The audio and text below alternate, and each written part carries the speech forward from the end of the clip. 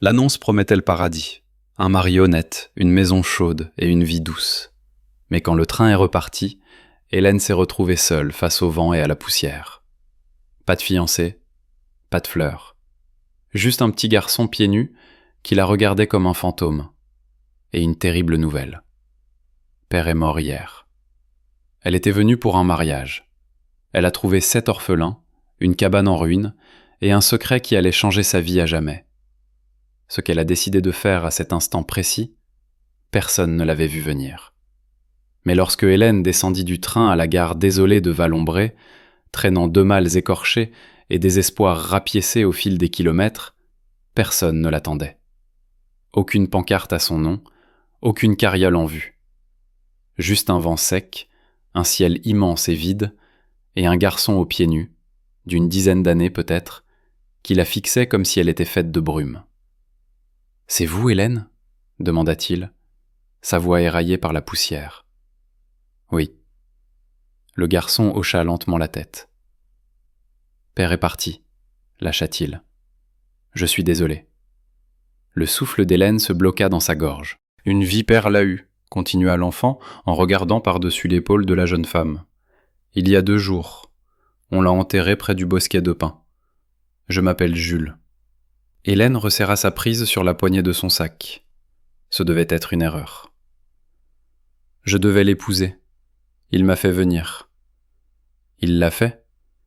Il a écrit la lettre juste après la morsure. Il a dit que peut-être vous viendriez quand même. Il l'espérait. Je suis le 3e. Le vent souleva une volute de poussière qui piqua les yeux d'Hélène. Ou peut-être était-ce autre chose qui brûlait ses paupières. « Combien êtes-vous » demanda-t-elle d'une voix sourde. « 7, répondit Jules. « Enfin, 6 maintenant. La fièvre a emporté Claire en décembre dernier, mais nous sommes toujours là. » Il jeta un coup d'œil vers les rails, comme s'il craignait qu'elles ne disparaissent dans la vapeur de la locomotive. « On n'a personne d'autre. Le bébé est encore au lait. » Elle resta immobile un instant, pétrifiée. Derrière elle, le train émit un sifflement lugubre et s'éloigna, comme s'il savait qu'elle ne remonterait pas. Hélène regarda ses bottines, craquelées par le voyage. Puis ses malles, trop lourdes pour être soulevées sans aide. Puis Jules, debout, sans souliers, les yeux cernés mais solides comme un chêne en période de sécheresse. « Où est la maison ?» Il pointa le doigt vers les collines. « Une petite bicoque, passez la crête. Je suis petit aussi. » Jules n'esquissa pas le moindre sourire. Il se contenta d'un signe de tête et souleva l'une des malles comme s'il avait fait cela toute sa vie. Hélène suivit, le pas lent au début, dépassant la gare pour s'enfoncer dans le silence. Elle avait voyagé pour épouser un homme. Au lieu de cela, elle avait trouvé un fantôme et 6 visages affamés qui la voyaient comme le dernier fil retenant leur monde. Pas de mari, pas de vœux, pas de certitude. Juste le bruit des pieds nus crissant sur le gravier devant elle et une unique pensée tournant en boucle dans ses os. Je ne suis pas venu pour l'amour. Mais peut-être, juste peut-être, suis-je venu pour quelque chose de plus grand. La chaumière était plus petite qu'elle ne l'avait imaginé. Une pièce unique, un porche incliné, une porte qui battait mal sur ses gonds, une cheminée qui tenait davantage par la suie que par la pierre. L'intérieur sentait la cendre froide et les haricots bouillis. Peut-être le chagrin aussi. Hélène entra doucement. 7 paires d'yeux la fixèrent. Non, 6. Le bébé reposait dans un panier près de l'âtre, emmailloté dans une courte pointe délavée. Les autres étaient maigres et silencieux, des bols déjà disposés sur la table, comme s'ils attendaient qu'un spectre vienne les servir. Jules laissa tomber la malle avec un bruit sourd et montra la chaise vide en bout de table. C'était celle de Père. Hélène marqua une pause. Alors elle restera vide. Elle posa sa sacoche usée près du foyer.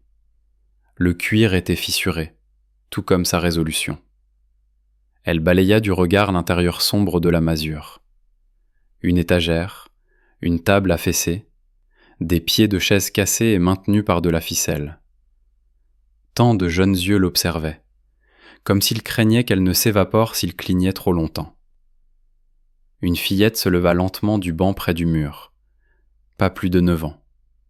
Ses joues étaient striées de terre et ses nattes inégales. « Je suis Lucie », dit-elle simplement, levant une louche en bois comme une arme. « Je remue ce qu'il reste. » Hélène acquiesça doucement. « Votre mère est partie après la naissance de Joseph. Trop de sang. Trop peu d'aide. » Ces mots tranchèrent l'air comme du givre. Hélène s'approcha de la marmite qui mijotait sur le feu. Un bouillon clair où flottaient 2 haricots et la moitié d'une pomme de terre tranchée. Cela sentait plus latente que la nourriture. « C'est tout ce que vous avez à manger ?»« Quand on peut, » répondit Lucie. Hélène s'agenouilla près du feu, remonta ses manches et sortit une petite bourse en étain de sa sacoche. À l'intérieur se trouvaient des herbes séchées, une feuille de laurier émiettée et un petit morceau dur de lard salé qu'elle avait caché au contrôleur du train. Elle laissa tomber le tout dans la marmite. Le bouillon grésilla et quelque chose changea. L'air, la posture des enfants, même le silence se transforma. L'un des plus jeunes garçons s'avança sur le banc, les yeux écarquillés. Le bébé remua dans sa caisse, gémissant doucement à l'odeur de la viande. Hélène travailla vite. Elle attrapa une tasse en fer blanc cabossé, versa de l'eau de sa gourde, ajouta les herbes, remua avec soin. Puis elle servit de ragoût épaissi dans les bols ébréchés. 1, 2, 3, 6. Mangez lentement, dit-elle avec douceur. Laissez vos ventres se souvenir de ce que signifie être plein. Ils obéirent sans un bruit. Lucie cligna rapidement des yeux, comme si les larmes étaient dangereuses et risquaient de la trahir. Jules, toujours debout près du mur, expira longuement par le nez et s'assit sans parler. Hélène ne mangea pas. Elle les regardait. Son estomac grondait, mais elle l'ignora. Ce n'était pas son souper. C'était son offrande. Un repas pour faire sienne leur faim. Ensuite, ils se lavèrent dehors dans une bassine en zinc bosselée. Lucie frottait ses mains comme pour effacer un souvenir. Jules resta en retrait, s'asseyant à nouveau sur la chaise qui n'était pas destinée à être occupée. Hélène sortit sur le porche, s'enveloppant dans son châle. Le ciel au-dessus était une vaste étendue de charbon et de givre. Les étoiles clignotaient comme de timides messagères. Il n'y avait aucune promesse dans la nuit. Seulement le faible réconfort d'enfants dormant en paix pour la première fois depuis des semaines. Dans cette petite maison usée, Hélène n'avait pas seulement trouvé une table et des chaises. Elle avait trouvé un deuil inexprimé, tendu entre chaque planche des murs. Et alors qu'elle s'asseyait sur les marches, elle réalisa que ce souper avait été bien plus que de la nourriture.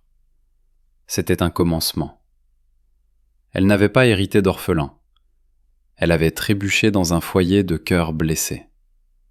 Et peut-être, juste peut-être, qu'un repas chaud avait tissé le premier fil de la guérison. Elle n'avait pas hérité d'orphelin. Elle avait trébuché dans un foyer au cœur meurtri. Et peut-être, juste peut-être, qu'un simple repas chaud avait tissé le premier fil de leur guérison.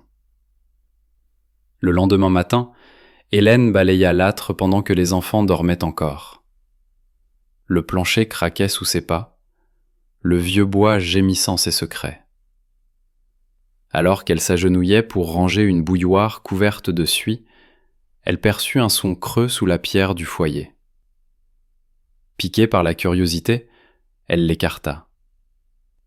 Là, sous des lattes mal fixées et un sac d'avoine oublié, elle le trouva. Un registre mince, d'une 20aine de pages peut-être, maintenu fermé par une bande de tissu effiloché, d'un blanc pâle aux broderies fanées. Cela avait pu appartenir à un voile de mariée autrefois, ou à une robe de baptême. Quelque chose de sacré. Elle le souleva avec la précaution qu'on réserve aux objets fragiles. À l'intérieur, des notes, éparses mais honnêtes. Des dates de naissance, des maladies, le rendement des récoltes, le croquis d'un poulailler. Puis, sur la dernière page, une ligne écrite d'un trait épais et irrégulier qui lui noua la gorge. Hélène arrive le 9 juin. Soyez bon avec elle. Elle n'a rien, mais nous lui donnerons tout ce que nous avons. Ses mains tremblèrent. Il avait su, d'une manière ou d'une autre, alors que la mort s'accrochait déjà à lui. Il l'avait quand même inscrite dans l'histoire de cette famille. Hélène regarda la pièce silencieuse. Les bottes près de la porte, les chaussettes éparpillées, le bébé dormant dans sa caisse près du feu. Ce n'était pas la vie pour laquelle elle avait répondu à une annonce, mais c'était celle qui lui avait répondu. Ce soir-là, après que les bols furent raclés et la vaisselle lavée dehors, Hélène trouva Jules assis seul sur le porche, les coudes sur les genoux, les yeux rivés vers le ciel. Les étoiles scintillaient, comme si elles écoutaient. « Ce registre était à ton père, » dit-elle doucement. Il ne se retourna pas. Il m'a dit de le laisser là. Il m'a dit d'attendre à la gare, juste au cas où tu viendrais. Pourquoi ne m'as-tu pas dit qu'il avait écrit tout ça ? Jules haussa les épaules. Je ne voulais pas t'effrayer. Je ne voulais pas te piéger non plus. Elle s'assit près de lui, assez près pour que leurs épaules se frôlent. Le bois sous eux gémit comme un vieil ami. Je n'ai pas peur, chuchota Hélène. Et je ne suis pas prise au piège. Mais je veux savoir quelque chose. Il inclina la tête. Quoi ? Qu'est-il arrivé à ta mère ? La poitrine de Jules se souleva et s'abaissa lentement, comme si la réponse était trop lourde à porter. Elle s'est vidée de son sang après la naissance de Joseph. Comme Lucie l'a dit, personne n'a pu l'arrêter. Le prêcheur a dit que c'était le plan de Dieu. Moi, je pense que c'était la poussière et le fait d'être trop loin de tout secours. Hélène hocha la tête. « Je ne suis pas ta mère, » dit-elle avec précaution. « Mais je ne compte aller nulle part. » Jules la regarda enfin. Ses yeux étaient bordés de quelque chose de plus profond que des larmes. Ils étaient fatigués, mais doux. « Même si on s'y prend mal ?» demanda-t-il. « Surtout si vous vous y prenez mal. » Le vent chuchota à travers les arbres, comme le souffle de quelqu'un parti depuis longtemps. Et dans cette immobilité, sous des étoiles trop lointaines pour être touchées, un garçon qui avait enterré trop de choses, trop jeune, s'appuya doucement contre une femme qu'il connaissait à peine, mais à qui il commençait déjà à faire confiance. Hélène ferma les yeux un instant. Ce n'était pas l'amour qui l'avait amenée ici, mais peut-être que l'amour l'attendait depuis le début. Le premier avertissement ne vint pas avec un coup à la porte. Il vint dans un murmure. Une fine fumée grise s'enroulant dans le ciel depuis la crête est, là où personne ne vivait et où personne n'avait sa place. Hélène la remarqua juste après le lever du soleil. Le givre s'accrochait encore aux fenêtres, et le petit cri du bébé s'était à peine estompé lorsqu'elle sortit pour secouer la courte pointe. Un filet de fumée s'élevait au-delà des arbres. Pas de leur cheminée, et pas le genre de fumée qui sent le pain ou les haricots. Non, cette fumée était plus sombre. En observant le panache gris, elle ne dit rien d'abord. À l'intérieur, les enfants riaient.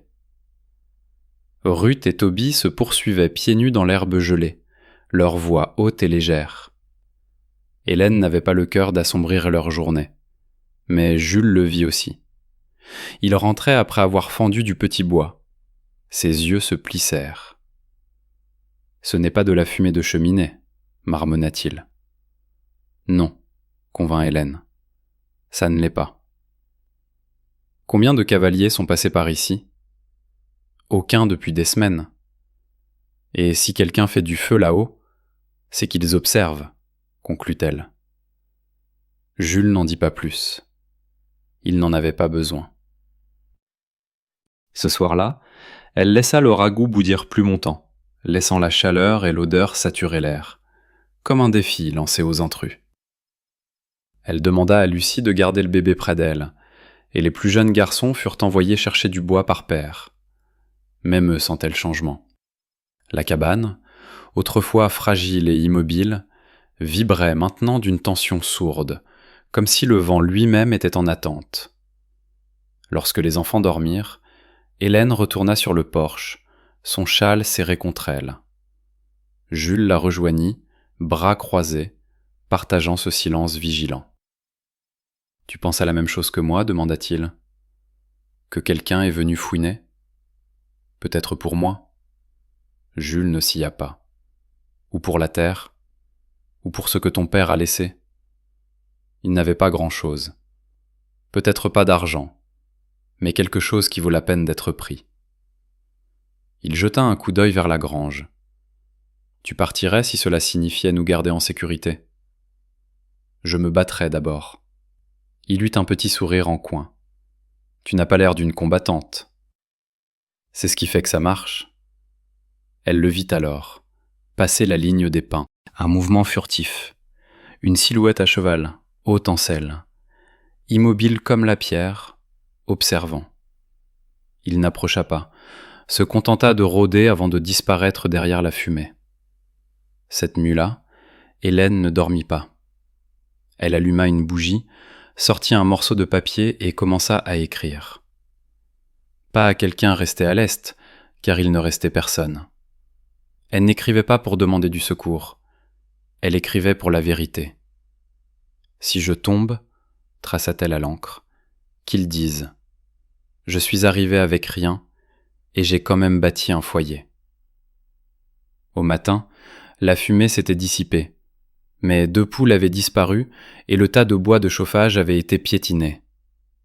Aucun visage aperçu, aucun mal physique fait, juste assez pour envoyer un message. Quelqu'un avait goûté à la lisière de leur chaleur et laissé un avertissement. Plus tard, en épluchant des pommes de terre, Hélène glissa le loquet brisé de la grange dans la poche de son tablier. C'était du fer froid, tranchant à la courbure. Parce que, même ici, loin de la ville et plus loin encore de la loi, il y avait toujours des hommes qui n'aimaient pas voir une femme bâtir quelque chose sans leur permission.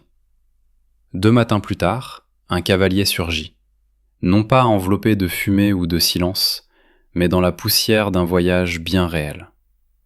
Sa monture était un alezan aux jambes solides et au regard vif. L'homme se mouvait comme quelqu'un qui avait chevauché longtemps et réfléchi plus longtemps encore. Hélène l'aperçut depuis le porche, alors qu'elle balayait. Pas de grincement de chariot, pas d'aboiement de chien, juste le bruit sourd des sabots dans la terre et un homme assis haut sur sa selle, un chapeau à large bord masquant la moitié de son visage. Les enfants se figèrent. Rose serra le bébé contre elle et recula vers l'âtre. Jules tendit la main vers le fusil au-dessus de la cheminée, déchargé, mais rassurant dans ses petites mains. Hélène leva une paume. « Attendez !»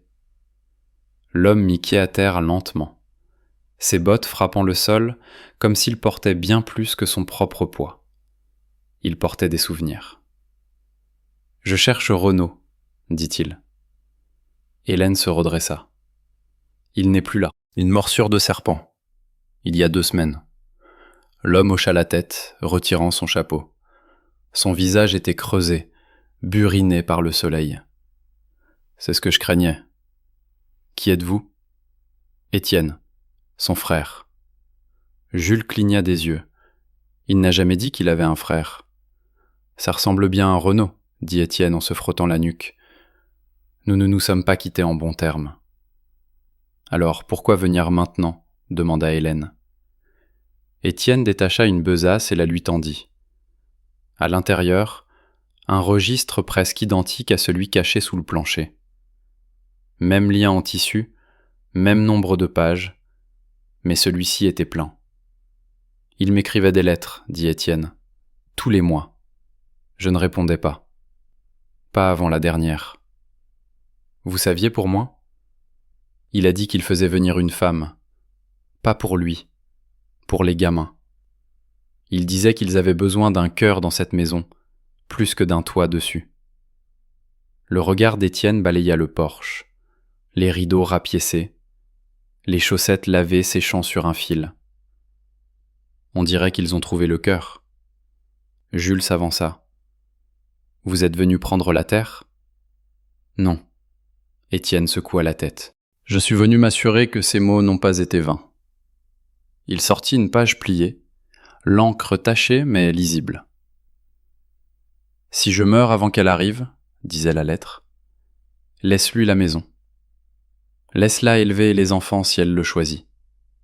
Et si elle ne le veut pas, enterre cette lettre avec moi et pardonne-moi d'avoir espéré. » Hélène tenait le papier à deux mains. Ses yeux ne s'hilèrent pas. Sa voix ne trembla pas. « Je reste. » Étienne hocha la tête solennellement. « Alors je vous laisse une dernière chose. » Du fond de sa besace, il sortit une petite clé en laiton, encore tiède au contact du cuir. « Pour le coffre sous le plancher, dit-il. Il n'y a pas grand-chose dedans, juste les derniers œufs qu'il a mis de côté. » Hélène ne demanda pas ce qu'il voulait dire. Elle prit la clé et la glissa dans la poche de son tablier. Elle semblait lourde pour un objet si petit. Lourde comme la confiance, comme un héritage, comme une foi donnée sans jamais avoir été méritée. Étienne se tourna pour partir, mais Hélène reconnut le bruit d'un homme venu non pour réclamer, mais pour délivrer, et sans jamais l'avoir rencontré, elle sut que Renaud lui avait donné tout ce qu'il possédait, simplement en la choisissant pour être celle qui pourrait rester. La maison était silencieuse cette nuit-là. Les enfants, repus de ragoût et réchauffés par l'eau du bain, s'étaient endormis un à un. Rose était recroquevillée près du bébé. Thomas et Jonas s'étaient affaissés sur les édredons en patchwork. Le vent faisait doucement cliqueter les vitres, mais Hélène ne tressaillit pas. Pas ce soir. Elle attendit que le feu ne soit plus que braise rougeoyante, puis prit la clé en laiton de son tablier et s'agenouilla devant l'âtre. La latte du plancher était bien mobile. Étienne avait vu juste. Elle la souleva avec une fourchette et trouva sous des couches de poussière une petite boîte en fer nichée derrière une pierre qu'elle avait prise pour une partie des fondations. La clé tourna dans la serrure avec un clic qui semblait plus vieux que la maison elle-même. Un son de clôture. Elle l'ouvrit lentement, n'attendant pas grand-chose. Il n'y avait ni or, ni pièces, ni billets. Juste de papier plié, jauni au coin. La feuille du dessus était un acte de propriété. Le nom de Renaud y figurait à l'encre, mais il n'était pas signé. En dessous, une lettre, non pas adressée à elle directement, mais à celle qu'il espérait qu'elle soit. À la femme qui dira oui, même après avoir su la vérité. Ses mains tremblèrent. Si vous lisez ceci, c'est que je suis parti. Et pourtant vous êtes venu. Vous êtes plus courageuse que je ne l'ai jamais été. Je ne vous ai pas fait venir par solitude. Je vous ai fait venir parce que je partais, et je ne voulais pas qu'ils oublient ce que signifie être tenus dans des bras aimants. Hélène cligna des yeux, la gorge serrée. Si vous faites demi-tour maintenant, je comprendrai. Mais si vous restez, tout ce que j'ai, le peu qu'il y a, est à vous. La terre, le toit, le nom. Et s'il vous laisse faire, les enfants. Non pas parce que je vous ai choisis, mais parce que je croyais que vous pourriez les choisir, eux. Les mots se brouillèrent derrière ses larmes. Elle ferma les yeux, laissa le silence s'installer. Il y avait autre chose. Sous la lettre, un petit sachet de lin. À l'intérieur, 7 boutons, tous différents. Un sculpté dans l'os, un en nacre, un en bois, un autre en étain tordu. Des souvenirs de vêtements minuscules, portés autrefois par des mains minuscules qui grandissaient trop vite. Une collection de mères. Elle les tenait comme s'ils risquaient de se dissoudre. Ce n'était pas une richesse. C'était un héritage bordé de coton et de mémoire. Le lendemain matin, la maison s'éveilla tôt. Elle se leva avant les enfants et alluma le poêle. Étienne se tenait près de la grange, son chapeau à la main. Il n'approcha pas. Il attendait simplement. « Vous restez ?» demanda-t-il lorsqu'elle sortit, son tablier déjà poudré de farine. « Oui, dit-elle. Et pas à cause de la lettre. » Il hocha la tête. « À cause d'eux, ajouta-t-il avec un sourire lent et certain. À cause de moi. » Il se tourna pour partir. Mais Hélène l'arrêta avec une dernière vérité. « Vous aviez tort. » « Vous savez à propos de quoi ? Renaud ne leur a pas seulement offert un toit. Il leur a donné la première brique de quelque chose de réel. » Elle regarda vers la maison, la fumée s'élevant doucement, les rires commençant tout juste à s'éveiller. « Maintenant, je vais construire le reste. » Cela commença par une toux, sèche, tranchante, plus profonde qu'elle n'aurait dû l'être pour quelqu'un de si petit. Joseph, à peine plus âgé que le nouveau-né, s'accrochait aux jupes d'Hélène, les joues rouges, les lèvres sèches. Il pouvait à peine tenir sa tasse au petit déjeuner. « L'hiver a encore des dents, dit Jules. » Mais Hélène avait déjà vu la maladie. Pas celle qui chuchote, mais celle qui rugit. À midi, Lucie était silencieuse, trop silencieuse. D'habitude, elle chantonnait en coupant les carottes, mais là, elle fixait son bol comme si la couleur s'était vidée du monde. « C'est juste le froid, proposa Thomas, la voix fluette. » Mais à la tombée de la nuit, 4 d'entre eux étaient alités. Les couvertures remontaient jusqu'au menton, une chaleur irradiant de leur peau comme s'ils avaient avalé du feu. Rose tremblait si fort que ses dents claquaient. Hélène trempait linge après linge, les posait sur les fronts brûlants, versait de l'infusion d'aiguilles de pin dans les bouches sèches et murmurait des mensonges comme des berceuses. « Vous irez mieux demain. » Elle ne dormit pas. Ses mains devinrent rouges à force de faire bouillir de l'eau. Sa gorge était à vif à force de chanter des chansons dont elle ignorait se souvenir. Lorsque le bébé cessa complètement de pleurer, sans un cri, sans un gémissement, le cœur d'Hélène se changea en pierre. Elle le serra contre elle, le berçant comme une prière. Le feu baissait. Son espoir brûlait plus bas encore. Juste avant l'aube, Étienne revint. Il ne devait que déposer du bois de chauffage et un sac de viande séchée, mais un seul regard vers les enfants suffit. Il mit pied à terre sans un mot.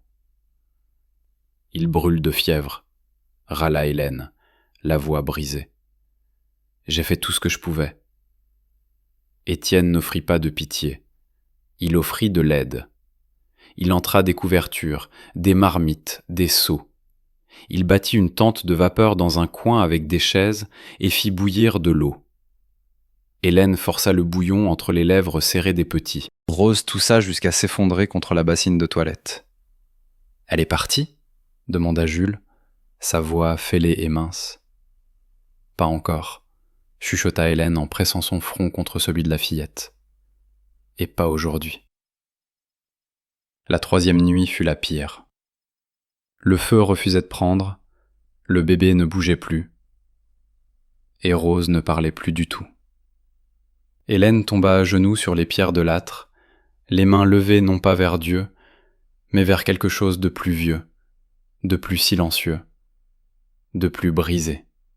« Prends tout le reste, » supplia-t-elle à voix haute.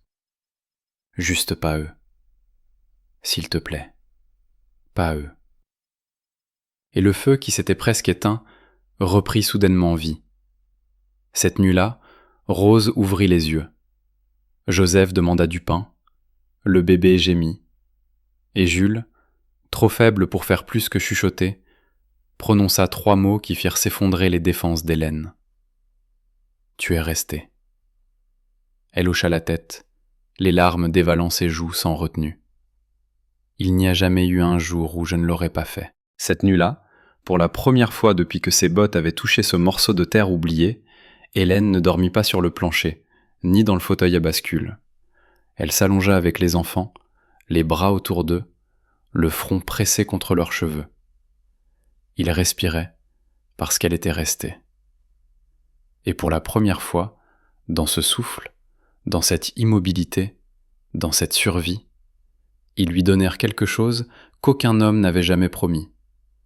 Un nom qui n'était pas écrit sur papier, un titre scellé non pas avec de l'encre, mais avec de l'amour. Ils l'appelèrent Maman. La fièvre passa, mais les nouvelles vont vite dans les endroits qui aiment les commérages plus que la grâce. À la fin de la semaine, 2 hommes arrivèrent, non invités, non annoncés, montant des chevaux qui soulevaient la poussière haut devant la barrière de la cabane. Ils portaient des manteaux de ville trop raides pour le vrai labeur et des bottes qui n'avaient jamais rencontré la boue par accident. Hélène sortit avant qu'ils ne frappent. L'un était grand, l'autre petit. Tous deux affichaient une suffisance méprisante. « On a entendu dire que la fiancée était arrivée », dit le grand avec un rictus. « Mais pas de mariage, pas de témoin. Ça veut dire aucun droit. Ces gosses, ils ne sont réclamés par personne maintenant. » Hélène ne sia pas. « J'ai une lettre, un acte de propriété, et 7 pères d'yeux qui m'ont vu les choisir. » L'homme plus petit ricana. « Ça fera une belle histoire en ville. Mais vous n'êtes pas en ville ici. Personne ne se soucie de ce que vous dites. Renaud est mort en devant plus que quelques dollars. Cette terre est endettée, et les enfants, eh bien, légalement, ce sont des pupilles du comté. » La porte de la cabane grinça derrière elle. Jules sortit le premier. Le fusil qu'il tenait était déchargé, mais le regard dans ses yeux ne l'était pas. Rose suivit, les bras croisés, pieds nus et féroce à ses côtés. « Nous n'irons nulle part, » dit Jules. « C'est notre famille. »« Ce n'est pas à toi d'en décider, gamin, » aboya le grand homme. « Alors à qui ?» demanda Rose. « Notre père est en terre. Notre mère s'est vidée de son sang sans aide. Cette femme, elle est restée. » Hélène posa une main sur chacune de leurs épaules. Sa voix ne monta pas, mais elle trancha net à travers le froid. « Vous ne prendrez rien aujourd'hui. Cette maison n'a pas été bâtie par la loi. Elle a été bâtie par des mains qui ont saigné. Et ces enfants, on leur a déjà assez pris. Ils ne partiront avec personne d'autre qu'eux-mêmes. » L'homme court fit un pas en avant. Mais à l'angle de la grange, Étienne apparut. Le canon scié reposant bas sur son bras comme un murmure de guerre. Il ne parla pas. Il n'en avait pas besoin. Parfois, le silence hurle le plus fort. Les hommes remuèrent sur leurs selles, marmonnèrent et firent demi-tour. Ils partirent, non pas à cause d'une menace, mais parce que même les lâches peuvent sentir quand une maison ne s'effondrera pas. Hélène se tourna vers Jules, qui n'avait toujours pas baissé le fusil. « Tu as tenu tête pour moi. » Il hocha la tête, la lèvre tremblante. « Tu as tenu tête pour nous la première. » À l'intérieur de la cabane, le bébé pleura. Rose courut à l'intérieur en roucoulant doucement. Hélène resta un long moment sur le porche, le souffle tremblant. C'est là qu'elle comprit. Il ne s'agissait pas d'actes de propriété, de nom ou d'encre sur du papier. Il s'agissait de quelque chose de plus profond que tout cela. Quelque chose bâti sur le fait de choisir, de rester, d'aimer. Ce jour-là, elle réalisa la vérité. Ce n'étaient pas seulement des enfants cherchant quelqu'un pour les élever.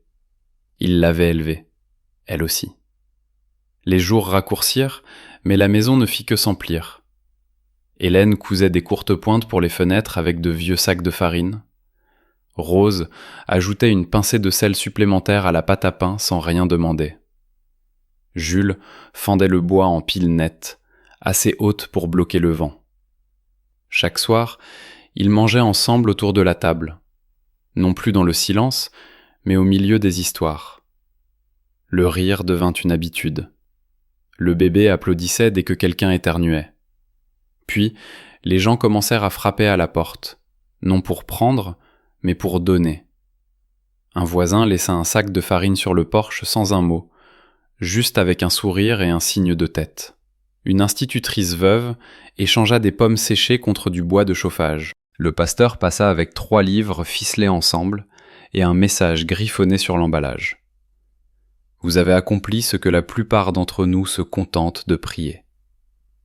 Mais l'invitée la plus inattendue arriva juste comme le givre de décembre lassait la rampe du porche. Elle paraissait avoir à peine 16 ans. Sa robe était déchirée. Ses bras enserraient un nourrisson dont la respiration sifflait à chaque souffle. Elle ne frappa pas. Elle resta simplement debout au portail, tremblante, les yeux creusés par l'épuisement et la honte. C'est Samuel qui la remarqua le premier et appela Hélène. Hélène ouvrit la porte et sortit sans hésitation. La jeune fille ne parla pas. Elle n'en avait pas besoin. Hélène connaissait ce regard. Pieds nus, brisé, affamé, perdu. « Tu n'es pas en retard ?» dit-elle en enveloppant les épaules de la jeune fille dans une courte pointe. « Tu arrives juste à l'heure. » L'inconnue s'effondra dans ses bras. Elle s'appelait Manon. Son bébé avait 2 mois et s'accrochait à la vie comme un fil dans la tempête. Rose n'attendit pas. Elle prit l'enfant et le serra contre elle. Personne ne posa de questions. C'était inutile. Toutes les femmes qui traversent le froid portent le même genre de silence. Ce soir-là, Hélène s'assit près de Manon, tandis que le bébé dormait dans une caisse près du feu. « Tu n'es pas ici pour être sauvé, » lui dit-elle. « Tu es ici pour te rappeler que tu comptes. » Manon pleura longtemps.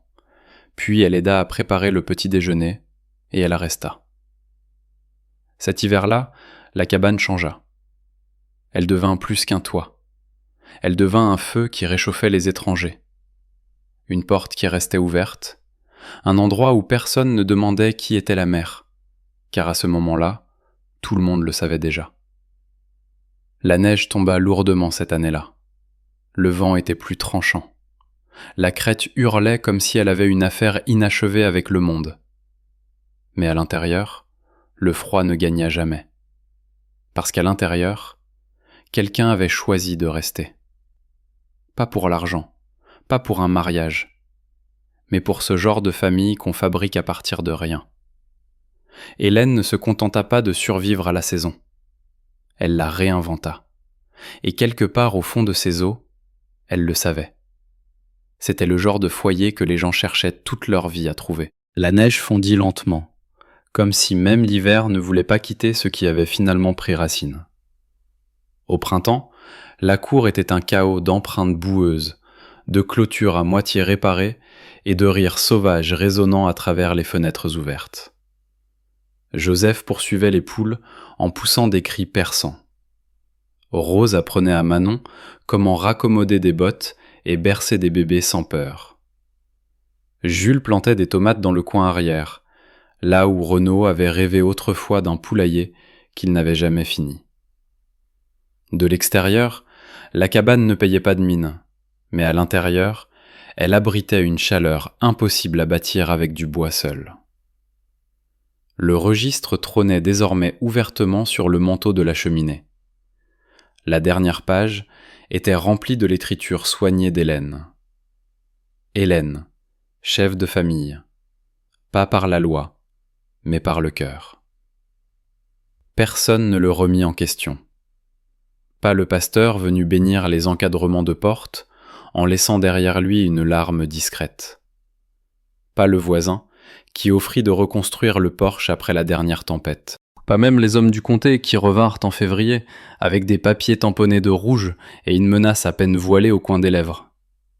Cette fois, ce fut Rose qui répondit à la porte, les bras croisés, le menton haut, un fusil appuyé près d'elle comme un point d'exclamation. « Nous avons un ordre du juge, dit le grand homme. » Rose ne scia pas. « Nous avons une mère, répliqua-t-elle. Ils n'ouvrirent même pas leur sacoche.